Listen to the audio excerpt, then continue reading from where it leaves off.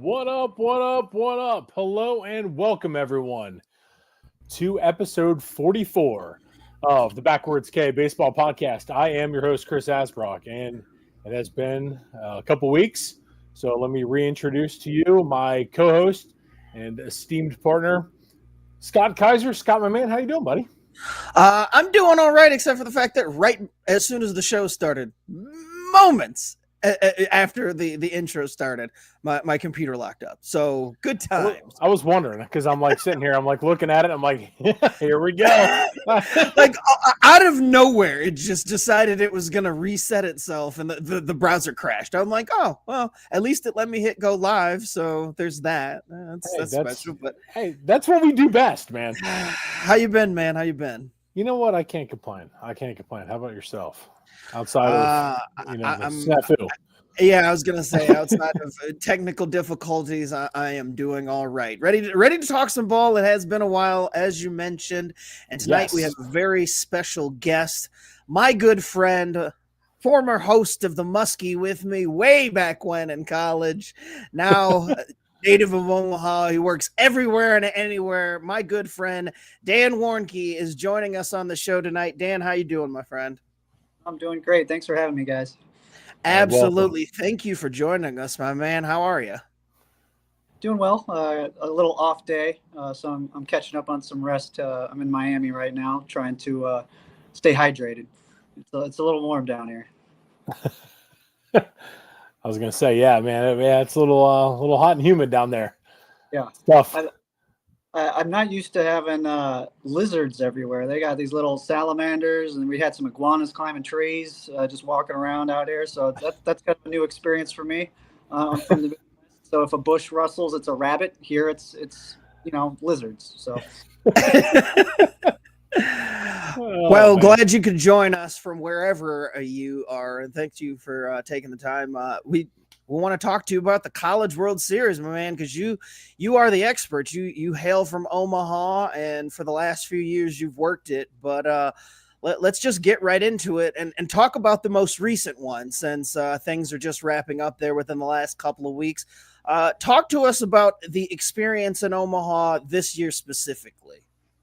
Well, first of all, if you've never been to the College World Series, it's a completely different atmosphere as far as the baseball is concerned. It's way different than a major league game, way different than even major league playoffs. It's just a total.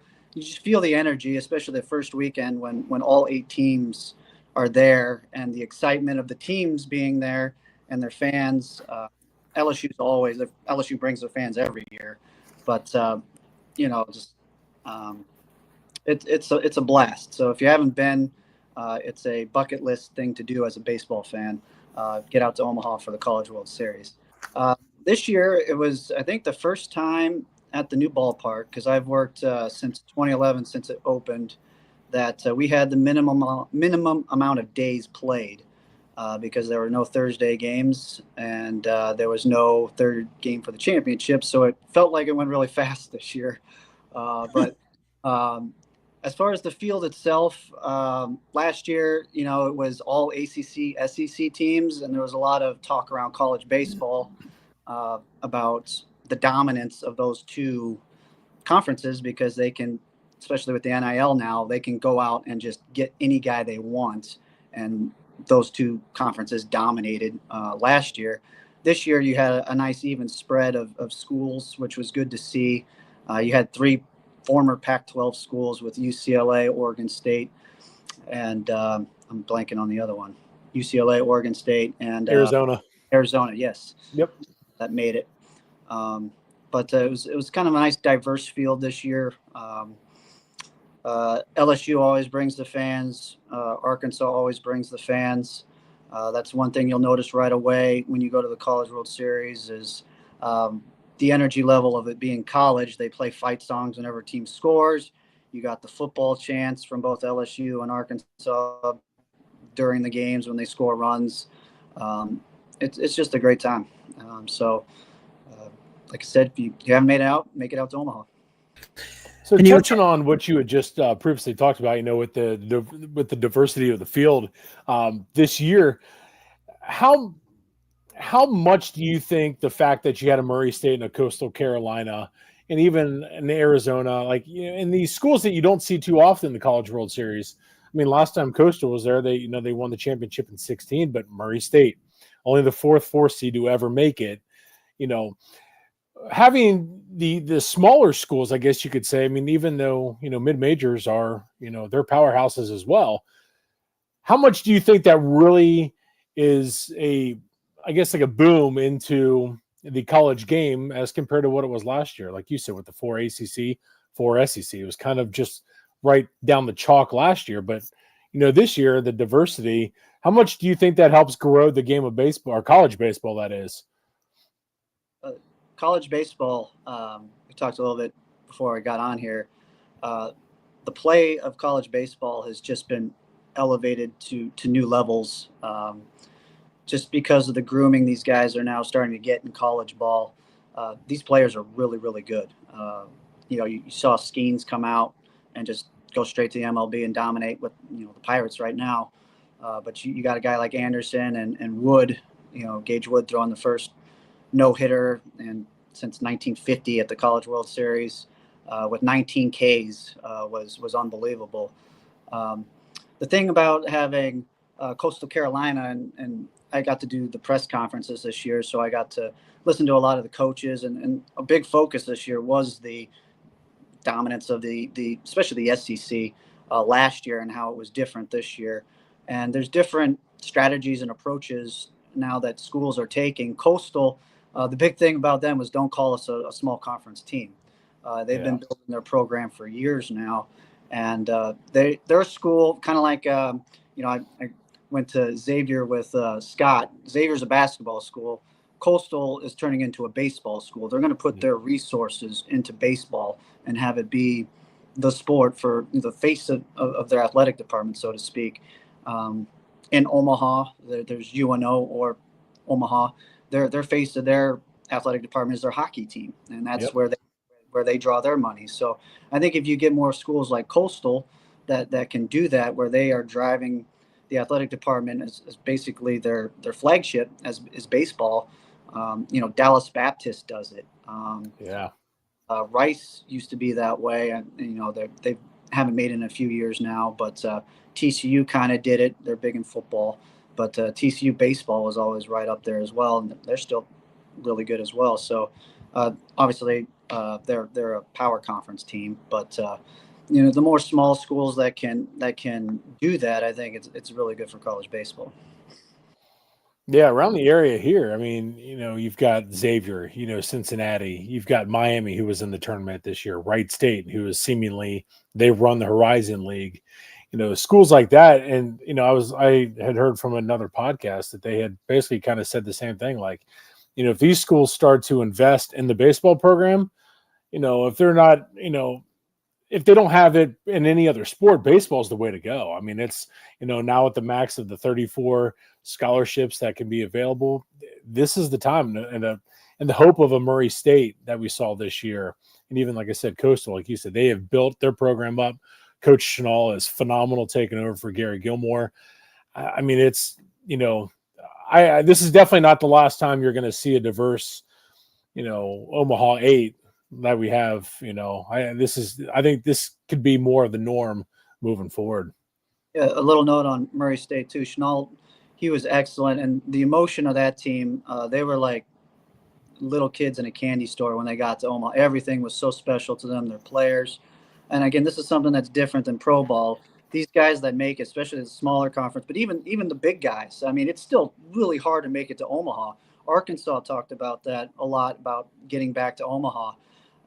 It's special for whether you're an SEC school, because it's such a gauntlet to get through that, as well as a regional and a super regional to get to Omaha. But these kids, I mean, it is so special for them to be in Omaha. The players have that energy, and they're rock stars when they're there. They got kids coming up to them wanting to sign autographs. They've never had that before, and this is their dream sport, playing baseball. And a lot of them know this is their last. All those Murray State players knew this was the last time, the seniors, that they're ever going to play ball. So it was really emotional and special to them. And Schnall did a great job. He built his team through the portal with picking up guys that were 3 or 4 of them were about to hang up hang up the cleats because of injuries and other things that didn't go well for him. And he said, well, give Murray State a chance and come play for us. And they had a really special group of guys, especially offensively this year. Their offense really carried them. So it was hats off to Murray State, even though they were 0-2. They had a tough side of the bracket to go through. Yeah, they had a difficult. Scott, well, and Dan, you being an Omaha native, let's go back and talk about your first experiences at Omaha and kind of what's changed since you first went there until now. Yeah, so my dad was actually in the Air Force, so I bounced around a lot as a kid. So I call Omaha home now, but my grandparents live right outside of Omaha, and my first time going to the College World Series was 1994. We still have a poster down in our basement, and I still have it in a box. That was the thing to do, is get the T-shirt with all 8 teams on it. It was Miami, Florida State, and then it was Florida, and I think it was Southern Miss. I can't remember this. All I know is I saw all three Florida schools, because back then you could go to a doubleheader with one session ticket. But I just fell in love. I was 10 years old. My dad took me and my brother, who was 7, and it was like, like heaven, just watching those games. It was a big deal for me as a kid. So if you have boys or even girls, family members, I think it's really important to get these kids exposure to the college game and the atmosphere, because it's like I said, until you go, you can't really describe it, but the energy level, and it's just so much fun being out there. And you don't even be a fan of baseball to enjoy yourself when you're at the College World Series. And what are some of the differences from like the old stadium to the new one now? Because like I know that a lot of people have talked about like how much of an upgrade it was, but there's a lot of reverence for the former stadium. So what do you prefer, and what kind of changes are there that you've just seen from having been to both of them? Yeah, so Rosenblatt Stadium obviously was a very special place as well. I worked for the Omaha Royals the last 3 years. They were still there at Rosenblatt, and then they got their own ballpark at Warner Park, and I worked a few years over there too. But it was definitely time for an upgrade. They had to upgrade if they wanted to keep it in Omaha. But I mean, Rosenblatt was on top of a hill. It's right by the zoo. The zoo's kind of taken over that space now, but it was a launch pad. The direction of the stadium, the wind. I mean, and when the aluminum bats back then, I mean, you would see scores 17-12, 21-14. It was a pitching nightmare compared to the ballpark now, which is you're not going to hit home runs. You may hit a couple, but you got to win the game with pitching, defense. The outfield plays enormous, especially for college. So you got to have outfielders that can cover ground and make plays. So that's one of the biggest differences in and of itself, is the ball field and how it plays itself. So that's one thing. Rosenblatt, I mean, you had metal bleachers. Especially toward the end, every year they were just adding on. They had to keep making more stands, but it was outgrowing. The event was totally outgrowing the stadium. It's a single narrow concourse. I mean, it was a nightmare to get through the concourse, whether you were trying to go to the bathroom or get food. It was so narrow. The ballpark now, nice open concourse all the way around, plenty of room to get out to your seats. So that's a nice feature of the new ballpark. Also, you used to be able to buy ticket vouchers. So you could buy a pack of 10 tickets, and I did this coming back my college years. Buy a pack of 10 tickets for $70, and then you could use those 10 tickets in one day if you want to bring all your friends, or you could just buy a pack and go to all the games, which is what I did. And then it was GA, so you had to stand in line. So again, as a college kid, I'd go stand in line all day to go hang out in the summertime in the bleachers in Omaha. They don't do those anymore. They did do them when they went to the new ballpark for the bleachers, but since COVID, they had to limit and actually give everybody a seat. You can buy standing room, but it's all pre-purchased tickets now, or buy. I don't even know if you can buy them at the gate, to be honest with you. and it's all digital. So that unfortunately is gone. The neighborhood around Rosenblatt, you had a lot of beer tents and kind of like a little village type atmosphere. With it being downtown and the way Omaha's built around it, it's got a little bit of everything for everybody. You do have tailgaters. Like I said, LSU shows up every single year, a group of, and they tailgate, and they'll welcome you in. You can eat crawfish, and so there's a big tailgate scene, and everybody welcomes everybody, and you talk baseball, and they will literally just give you food. So it's incredible in that sense. You're in downtown, so you can hit up bars. They have a big beer garden tents. So if you're a younger guy and you want a little bit of nightlife, they have that now. Covers are a bit ridiculous, but I'm a little old for that now. But they do have the old market right down there, so you can go to a nice restaurant, and it's a lot of fun. So I guess that's kind of the difference between the two ballparks, both how it plays and kind of the vibe around the ballpark. You also got to make sure you get a Rocco's and get one of the Jello shots. That's got to be a staple as well. Definitely, if you're into that stuff and have a team support in the Jello shot competition every year, Definitely. So yeah, that's it's fun. So harkening back to the history part of it, obviously you've been to both ballparks. What's your favorite memory or game or everything like that you have seen in Rosenblatt and then even now in Charles Schwab? Give me a sec here. I got to put my phone on charge or I'm going to lose you guys. So you don't want that to... You're all good.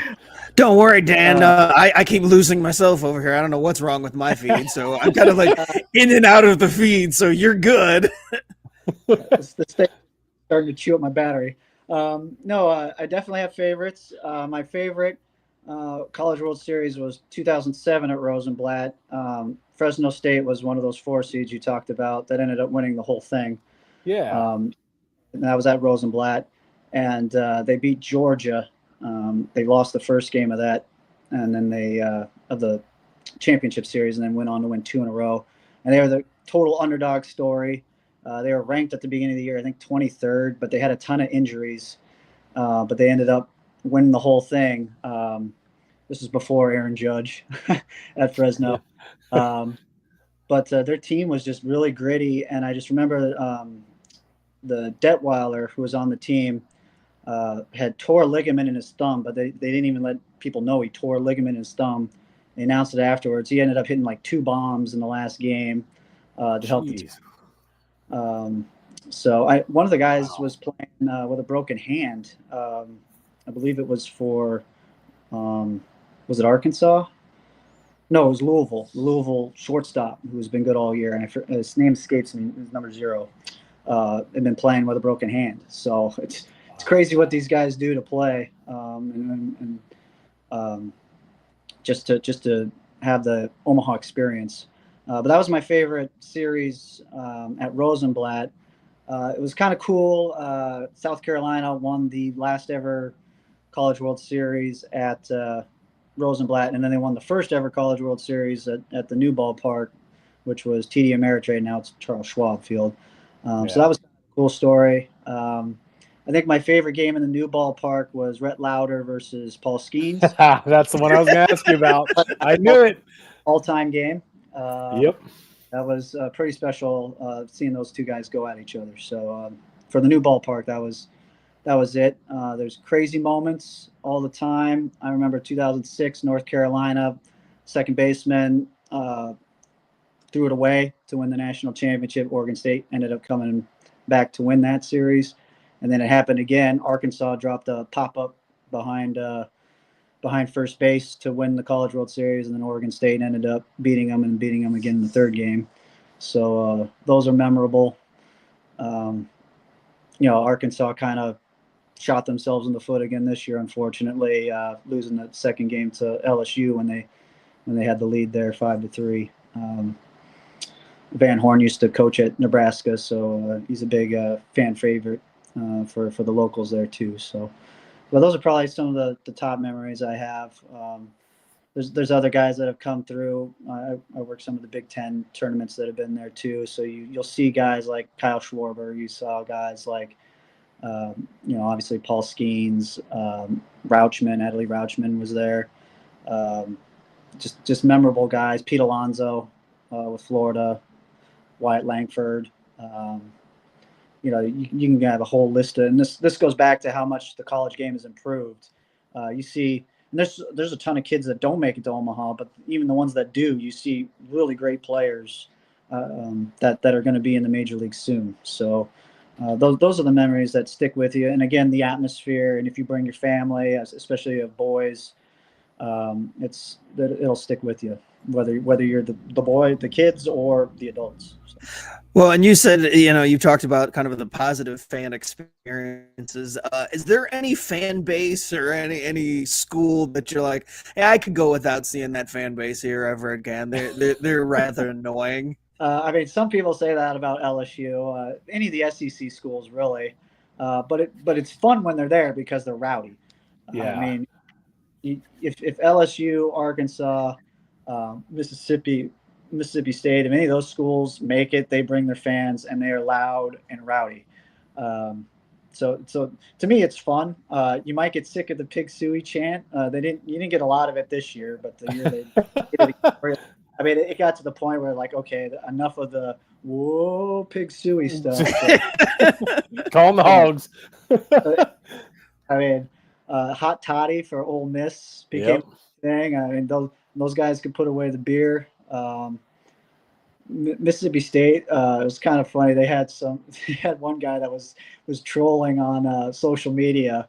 That was pretty funny. But yeah, any of the SEC schools, that are close, always bring their fan bases. Which, again, you can be annoyed by it, or it can be a lot of fun. I think of it more as fun. As far as you always like seeing the smaller schools make it, like a Murray State. Oral Roberts made it a few years back. Stony Brook made it. That was a little while ago. So those teams are always fun. Cal made it. They were literally going to cut Cal's baseball program, and they made it to the College World Series. So they literally saved their baseball program that year.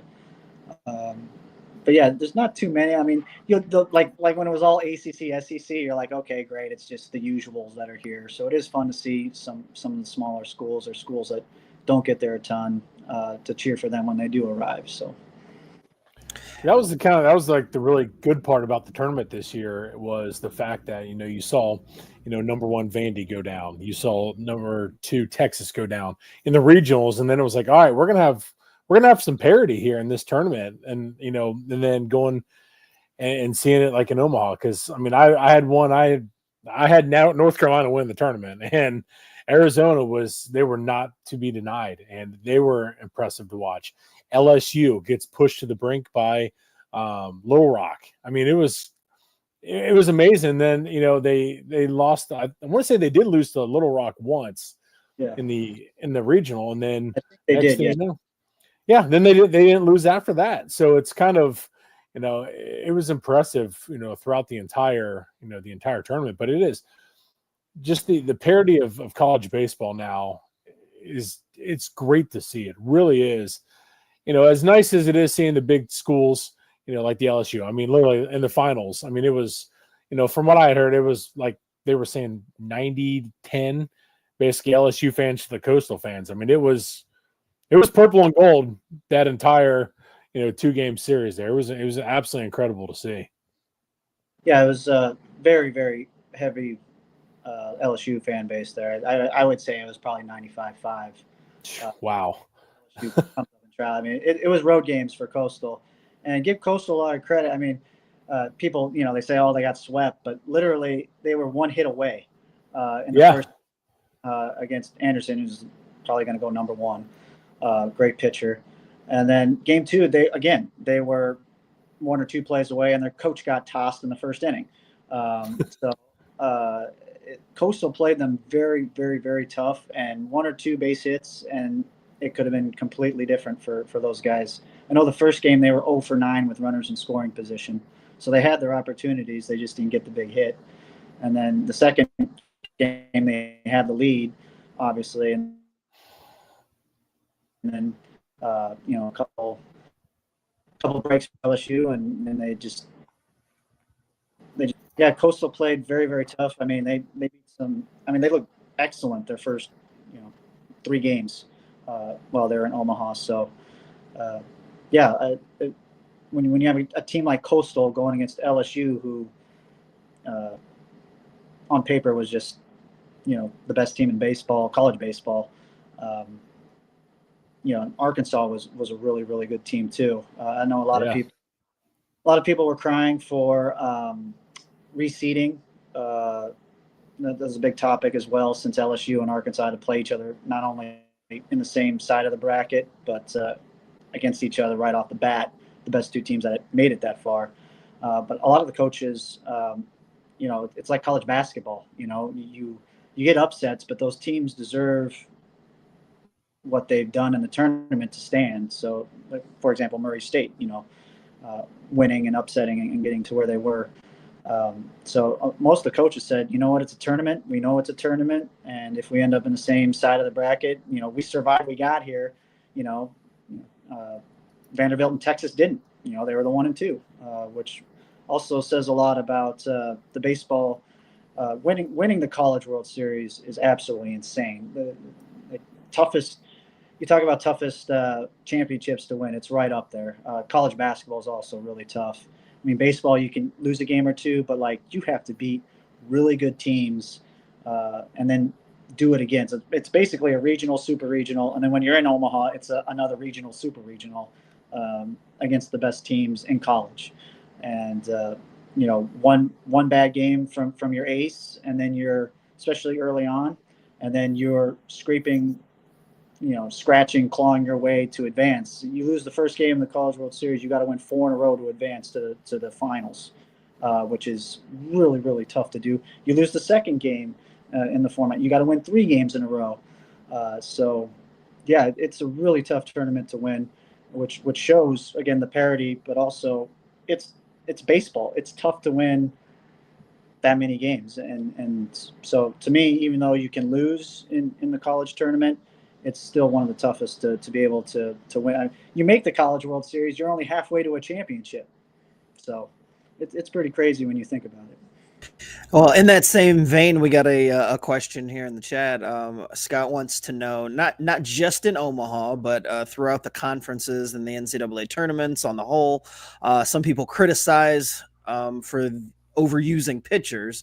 And I'm going to defer to both of you on this one because I don't watch nearly as much. But do you guys have thoughts on that? Does it take away from any of the enjoyment because some of these guys get overworked? Dan, I'll let you answer that first. It used to be a big problem, overworking pitchers in college. I definitely think it's changed a bit. I don't think they get the inning workload they used to. I mean, they'll still go high pitch counts, but I don't think it's nearly as bad as it used to be. A lot of these kids that are going to college are getting really good coaching and are being groomed to be major leaguers as soon as they're done with college now. Whereas in the past, it was more like I'm gonna soak up as much as I can out of this kid to try to win championships. I think there's more of a mindset that these coaches are really invested in the kids and want to see them succeed and develop. But I don't know how different it would be compared to an 18-year-old in high school going straight out of high school into the minors. If they manage their workload a little better, how they develop. But I will say there are a lot of good coaches now in college baseball that are developing talent, and it really shows, especially when you get to the College World Series and haven't seen it over the years. The quality of player is at least 10 times, if not 20 times better now than it was when I was watching as a kid. Now, do they still make mistakes? Of course they do. The nerves when you get there are unbelievable. I know Cam for Arkansas is from Omaha. He's the second baseman. And you could tell the first few days he was pressing just because he was back in Omaha. He went to Millard South. He was a 2-sport star in Omaha. And, it wears on the kids too, as far as the pressure.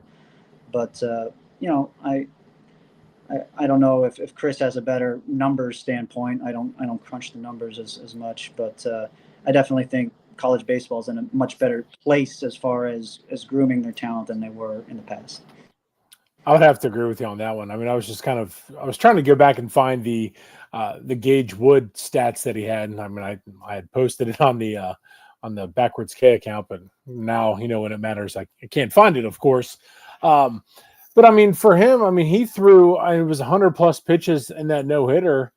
And it seems like, these guys are throwing a lot more, but I don't think there's as much work on their arms as we have seen in the past. I mean, you're obviously, as you're getting through the regional, super regional format, and then if you're able to make it to Omaha, like you had said, Dan, then you got to go through regional, super regional again.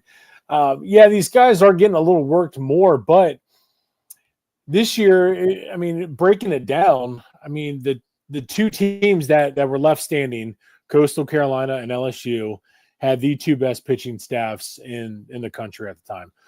Coastal, their pitching staff and bullpen, so starters and bullpen were simply fantastic. And then obviously you see what LSU had, and they threw two guys who are going to be in the first rounders this year, in Cade Anderson and Anthony Einson.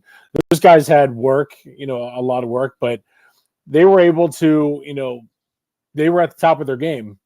But then you flip over and you look at Arkansas, who struggled right at the beginning, losing the first game to LSU, but then battling back, and it kind of like you said, Dan, you lose that first game, you put yourself behind the eight ball, then you're going to have to use more pitchers because Coastal was in the best spot moving forward, and actually so was LSU, because both the teams that made it to the finals had won both their first two games. And then next thing you know, they're sitting there. They got an extra day's rest because they didn't have to play in the elimination game.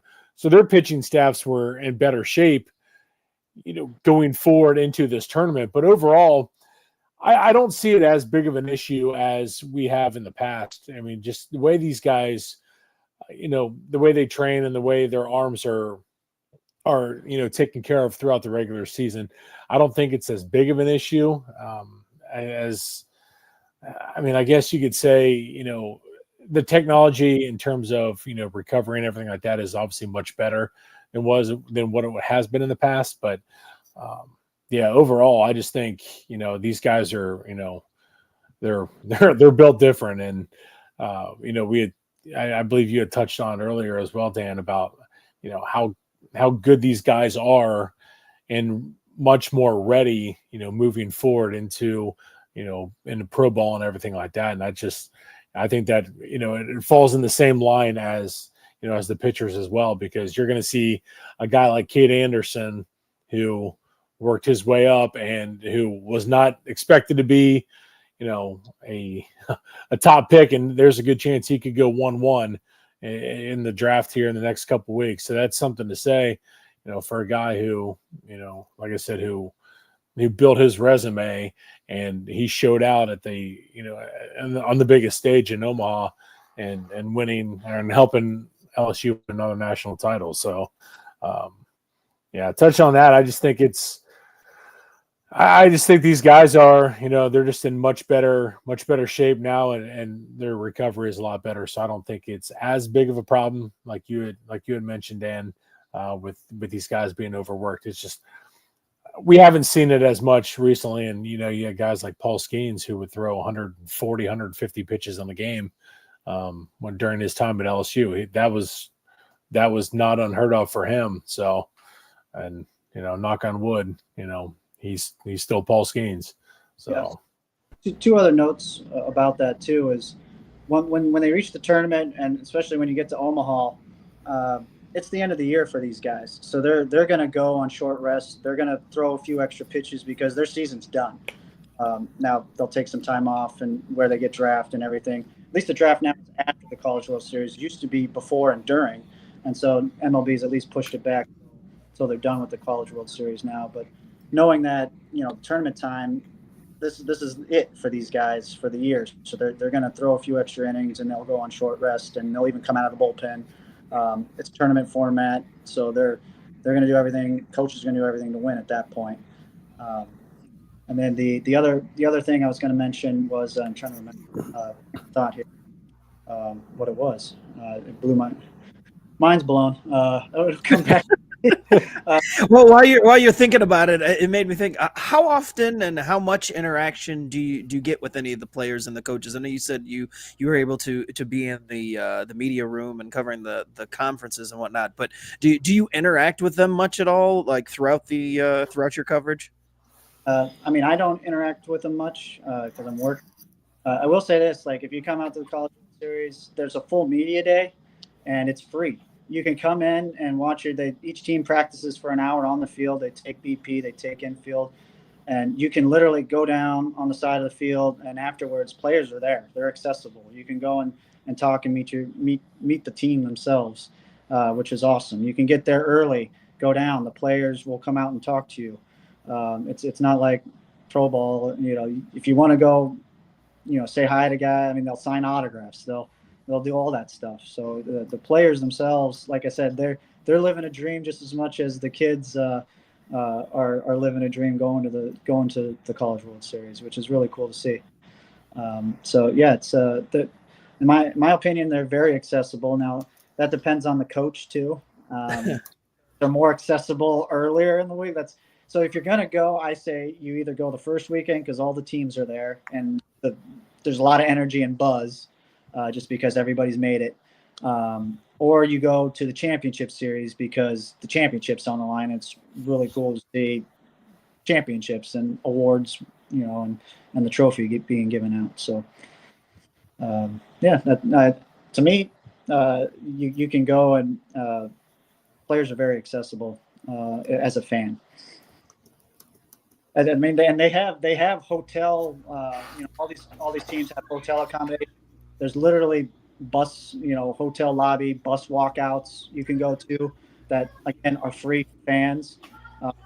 And then after games, like after LSU won, you know, the players and coaches were talking about how coming back for the second championship game, coach was mentioning it took 90 minutes to get through the hotel to his room because everybody was in there, you know, congratulating and celebrating the guys as they got back to the hotel. So they're very accessible.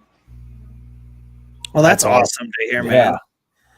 Because I wasn't sure, like, you know, how much interaction they were able to have, or, you know, if it's all business or whatever since they're there. And obviously you said, you know, closer towards the end of the tournament, it gets like that. But it's good to know that the fans have access to the players as much as they kind of want to without it being, you know, burdensome for them. You'll have to seek out a little information, like if you're a big LSU fan, you know, which hotel they're in and stuff. But they all have, like I said, the hotel lobby walkouts and come back from game, you know, where you can cheer on, you know, cheer the team out and cheer the team back in when they're done. So, and I know there's and it's on both ends. You know, guys, so Murray State's a great example of this. When they lost, it was not that they were. I don't want to say it was like they knew they were going to lose or just happy to be there because they wanted to play baseball and win. But the appreciation for making it to Omaha and realizing how special that is, not only as a player, but for their fans. And they were so proud to get there and the season they had accomplished. Again, it sounds like a cop out. It sounds like, you know, okay, they're just happy to be there. But it's a different level when you hear it said from the coaches and the players and you actually see it on their faces and their emotions. And, you know, having the team might have lost, but they go back to the hotel and all their fans are there and they're congratulating them on, again, an incredible season for Murray State. And this is all the team. I'm just picking Murray State. But, you know, fans really do appreciate how tough it is to get to Omaha. And the players know that. And the players know only one team's going to walk out of Omaha with a championship. You know, 7 others are going home without it. Postal way. You know, the appreciation for the fans that made it out there and showing their support. They were obviously disappointed. They had a 26-game winning streak heading into the championship series. But, like, knowing that their season was incredible and having their fan base there and being able to celebrate that, you know, with the team. I mean, kind of a consolation prize, I guess. I know it's hard to say, but with Murray State losing, I mean, at least I mean, it's hard to say because they lost, but at least it wasn't in a BS type way. I mean, they Yeah. just ran into a guy who was an absolute buzzsaw on Gage Wood that day, and I mean, watching that game, I mean, I just remember sitting there and just as he is, I mean, just putting guys down and down and down. I'm like, I don't think any team on the planet would have hit him that day. I mean, he was just, It could have been LSU, would have been the same.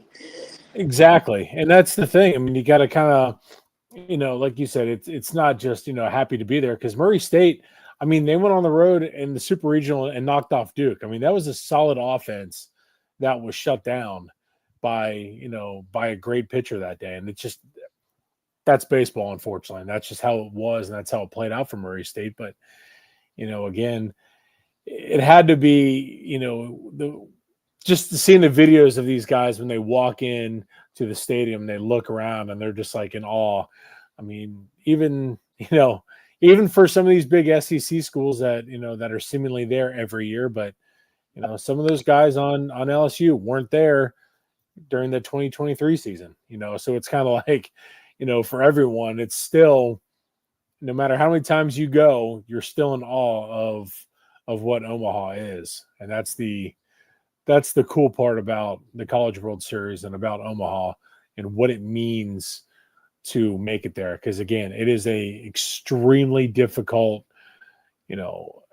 tournament to win, from, the beginning of the season when you're starting, in fall ball, your winter workouts. And then these schools get, they get games going in February and you're playing all the way through the beginning of June. It's hard. And like you said, there's 7 schools that are disappointed when they make it and or when they leave there and don't, make it out there with a title. And there's only one team that's going to be truly happy. So, yeah. Remember what I was going to mention earlier was about Gage Wood. He had been hurt, so he hadn't pitched in 2 months prior to the tournament starting. So as far as like innings, he was fresh, ready to go. So he had limited innings to begin with, and then I think he threw 120 something pitches that performance for the no hitter. But the other thing about college baseball, and this is Coach Van Horn for Arkansas, the big moments like that, like it was a no hitter. Like they asked him, well, was there any consideration? He's like, no, the kid was going to pitch, and he's like, even if he gets hit, he was going to finish the game unless there was a reason for him to be. I mean, it was a 3-0 game. It wasn't like they were killing him, but like unless reason to pull him, he's like, no, the kid's finishing the game. There's no question, no doubt in my mind. So I think college game, the coaches still, I mean, there's statistics. It's obviously not as much as the pros now, but like there's still a lot of gut and feel. And what's special about college ball is these relationships, and you can tell from doing the press conferences this year, these coaches know their players so well, and that what I think has been lost a little bit in the MLB is coaches will put their trust in the players and they'll go with their gut and know when their guys need to be pulled and when their guys can pull through for them. And there's more, I don't want to say rolling the dice, but they'll go with their guy rather than maybe what the numbers say. Now, whether you're a baseball purist and want to be totally analytics, I'm more of a guy that, as a manager or as a coach in the situation, if he feels, the players are going to make the plays, I mean, he's making the decision, but the players make the plays and win the games is what, most of them will say that. So I feel the college game, there's a lot more hit and run. There's a lot more stolen bases. There's a lot more pushing the envelope on the base pass. That it's a brand of baseball that is much. It's way different than the pro game now, where it's station to station, hit a home run, or hit a double. It's a lot more fun to watch. As it's aggressive. It's a very aggressive style of baseball from most of these college teams, which is a lot of fun to watch. Well, before we let you get out of here, Dan, I got one more question. Okay, so we touched on the shots situation there and in Omaha, and we all know how famous LSU is for that.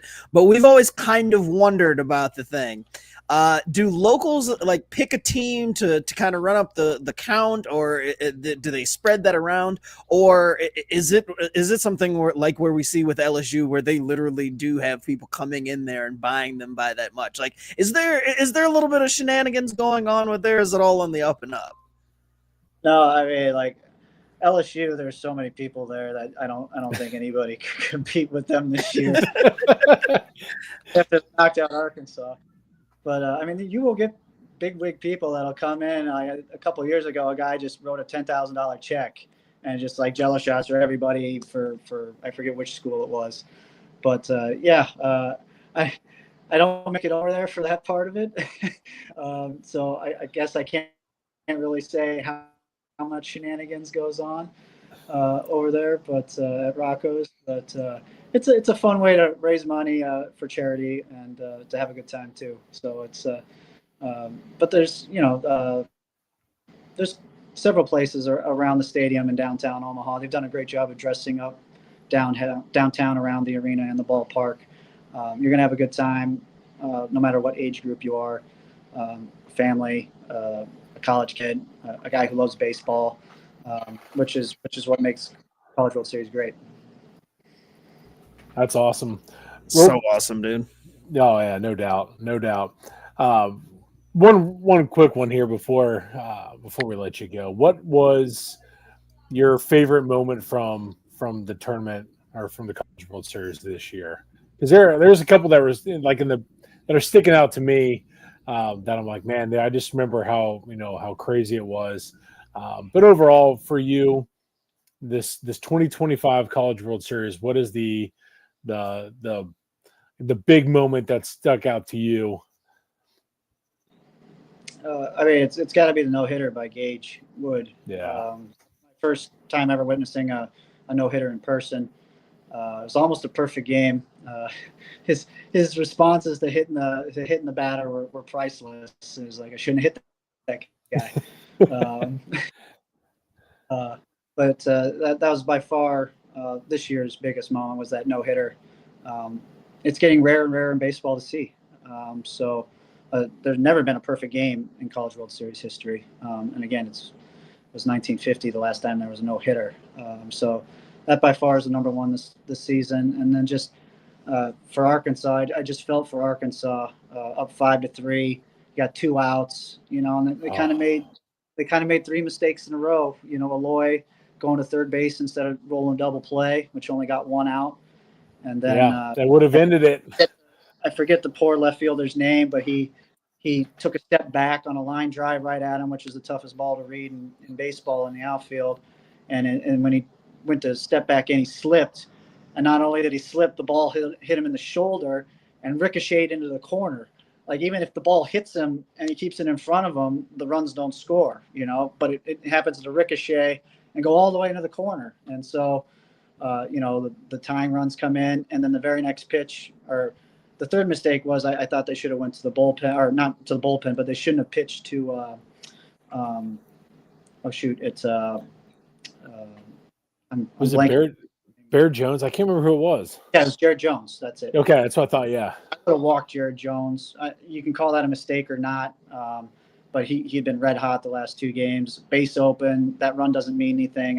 I would have made somebody else on LSU beat me, but he hits a little flare that just tipped off the glove of Cam into the outfield, and they ended up winning. So those are the 2 things: the no hitter, and then just Arkansas just kind of falling apart again when they had a game that they should have won. I feel for Arkansas. I feel for Coach Van Horn. Yeah. Really good team, Arkansas was. And would I've liked to see Arkansas LSU? I mean, those 2 were the best teams, but that's not how the tournament was set up this year. Yeah. The other game I was thinking of was the Oregon State LSU or Oregon State Louisville, the nightcap of day 1. I mean, how crazy that was. With Louisville, tying it up, and then on a couple of errors, and then just how crazy the game of baseball can be. And we saw, I want to say this was probably the craziest tournament, format that we've seen. Like, it just seemed like there was so many wild moments in this College World Series this year than what we've seen in the past. At least it's just because it's fresh, but man, this year's was, man, it was like moment after moment. A very special College World Series this year. I mean, we had the 2023, College World Series where, I mean, LSU was hands down the best team. I mean, they're one of the best teams that we've ever seen in college, but this year was just it seemed like there was more craziness in this year's College World Series than than what we've seen in years past. So, but they were all competitive games. I think is the big part of that too. All the games except for I think 2 of them were within 3 runs. The first set of games, it was crazy. They were all within 2 runs, I think. So the competitiveness of all the games really helped. And then you mentioned the Oregon State, Louisville, they flipped. So Louisville came back and then Oregon State ended up winning. And then it was reversed for when Louisville beat them. They gave up the lead and they came back and won. So they kind of flipped the script on each other. So that was kind of cool. So, but it was great. It's great, high quality baseball, and they were competitive games.